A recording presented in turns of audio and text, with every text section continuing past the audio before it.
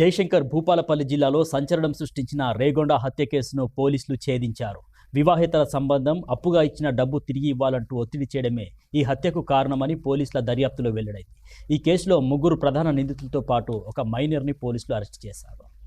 కేసుకు సంబంధించిన వివరాల్ని రేగొండ పోలీస్ స్టేషన్లో డీఎస్పీ సంపత్రావు మీడియాకు వెల్లడించారు. డీఎస్పీ సంపత్రావు పర్యవేక్షణలో ఘన్పూర్ సీఐ కరుణాకర్రావు, రేగొండ ఎస్ఐ సుధాకర్ నేతృత్వంలో ప్రత్యేక బృందం దర్యాప్తు చేపట్టి 4 నిందితుల్ని అదుపులోకి తీసుకుంది. వీరిలో 3 మేజర్లు కాగా ఒకరు మైనర్ ఉన్నారు. పోలీసుల విచారణలో ప్రధాన నిందితుడు తన భార్యతో మృతుడు అక్రమ సంబంధం కొనసాగిస్తున్నాడని అనుమానించడంతో పాటు గతంలో ఇచ్చిన 5 లక్షల రూపాయల అప్పును తిరిగి ఇవ్వాలని మృతుడు తరచూ ఒత్తిడి చేస్తున్నాడనే కారణాలతో అతనిపై కక్ష పెంచుకున్నట్లు వెల్లడైంది. దీంతో తన సోదరుడు మరో 2 సహచరులతో కలిసి హత్యకు పథకం రచించినట్లు పోలీసులు తెలిపారు.